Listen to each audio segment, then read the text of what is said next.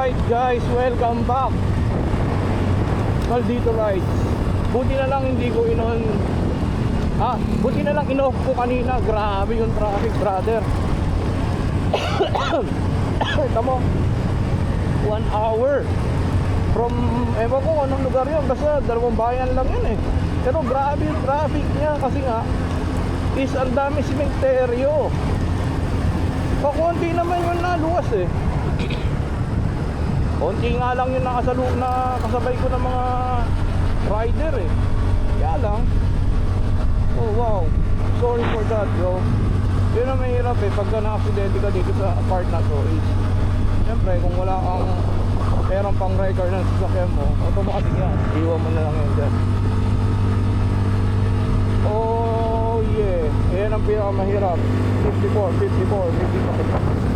Ito ang mahirap sa Pasio, sa Ahonan, brother. Ito ang pinaka iniiyakan ng mga Pasio rider. Siguro marami nagtataka sa inyo eh, no? Bakit Pasio kinuha ko? Bakit Pasio? Galing ako sa mga big bikes na sports bike, tapos nagtatrack pa ako. Well, sabi nga nila, minsan may point sa buhay mo na parang nananawa ka eh. Yung adrenaline rush ng katawan mo is hindi naman kailangan lagi, pero parang feeling ko nakakasawa na nabubuhay ka sa ano lang, puro speed lang, yung talagang daredevil ka lang. Minsan kaya ako to kinuha kasi more on city riding, tapos fuel efficiency niya talagang napakatipid. Basta hindi mo papalitan yung pagpilit mo, tapos hindi ka magmumuffler. Actually wala kayo naririnig, wala akong muffler brother, wala akong pinalitan dito, all stock, all good.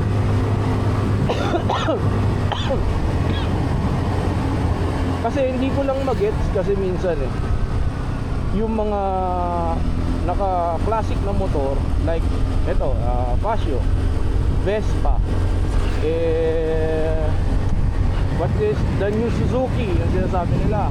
Tapos meron pa yung Giorno, diba? This is designed for comfort and classic look, slow, classic, comfort. Hindi mo kailangan, hindi ano eh, parang sinira mo yung pinaka essence niya when you put some modification. Yung kinargahan mo yung makina niya, nagtaas ka ng bore, nag 59 ka, nag 232cc ka na motor bigla. Maintindihan natin yung mga nagsisircuit na yung mga Aerox, mga ganyan, design for circuit nila yon. Pero Pasio, I don't know bro. Tapos hindi ko lang magets yung logic nila. For me, it's not about hating or what do you call it, saying na mali yung ginagawa nila, but that's my point eh.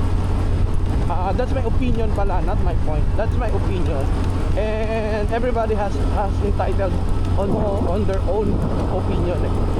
So kung ayaw mo na opinion ko is okay lang din. So ayaw ko rin naman ang opinion mo, but I'm just saying that this kind of motorcycle is designed for classic. Oh fuck eh, nung huling punta ko rito wala pa yun. Ano kaya nangyari doon? Siguro may nabangga doon. I mean, this kind of motorcycle is designed for classic and slow and parang chill lang ba? Parang you're destroying the community eh. Siya, dadating ka bigla ng tambay, kargado ka, di ba? Pagyayabang mo, sikat ka. Pero those what do you call this, motorheads, kung tawagin nila, yung mga veterans nila, mga veterans na talaga when it comes to motorcycle, yung mga matatanda na they know about what is classic and everything. They know na mali yung ginagawa mo. I don't know, it's like sabi nga nila, your choice, your opinion. I don't care We don't care, you don't care, I don't give a fuck kung ano yung opinion mo sa opinion niya. Well, I'm just saying is huwag nyong pilitin yung mga taong ayaw magkarga. When it comes that hindi naman namin kayo kina-question bakit kayo nagkarga, di ba? Yun yung point. Let's just be respectful to each other's build. Hindi yung merong iba makita yung build mo na hinaluan mo na sasabihin Indonesian, Malaysia, nagalo-halo, chapsuy na. Anong problema, di ba? When it comes to building your own motorcycle, kaya nga own motorcycle it's your own style, your own identity. Hindi mo kailangan sumunod sa kanila para lang maging in, di ba? Kung totoo yung community na sinasabi nila na yung community is helping each other to grow, nandun na tayo. Syempre magbibigay sila ng advice kasi pangit tingnan, pero it's not, wag na tayong umabot dun sa point na ipapahiya mo yung isang build ng isang tao. Kasi merong mga Facebook page na ipopost nila chapso yung build ng motor, ganyan, baduy. Fuck bro, nasa yung respeto doon, di ba? Where's the respect from there? It's not about I don't know, iba yung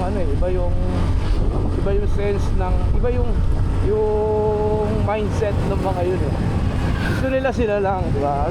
For example, they can afford everything they can afford those kind of upgrades, tapos bigla nilang aasarin yung mga namimili lang sa Shopee or sa Orange App or whatever, sa TikTok or whatever. It's not about the quality. I don't care about the quality, sabi ng mga iba. It's about the brand and everything.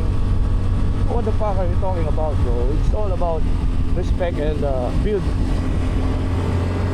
Hindi naman niya hiningi sa iyo yung pambili, di ba? Bakit ang big deal masyado sa inyo? I don't know. Kaya for me, kung napapasama ko sa mga ganong klaseng group, first of all, thank you, pero hindi ako magtatagal sa ganong system kasi sinisira niyo yung samahan.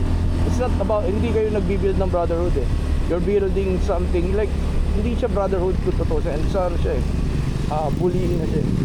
Sila, di ba? Tontoka sila dun sa unggoy. I don't know. Siguro first time nila makapunta rito, then nakita nila yung unggoy. Actually, napakarami niyan, bro. Napakarami nila. Hindi ko alam kung endangered sila or whatever, but most of them are nakakalat lang sila rito. Napakarami ng mga unggoy na yan. Mananawa kaya, no? Isang buong pamilya na unggoy. It's a good thing na nakikita mo yung mga bisita dito na nag-feed sa mga unggoy, and they're appreciating those endangered, hindi naman siya endangered, pero yung mga exotic animal na minsan mo na makita pag pumapanik ka lang dito sa Maragondon or sa mga bundok-bundok. Nakaka-appreciate, nakakatuwa na may mga Pilipino na na-appreciate nila yung nangyayari. Another accident or what, pero feeling ko hindi siya aksidente kasi naka-park lang siya ng balagbag, and that will cause an accident. So sana pinark nila ng ayos, but I don't know.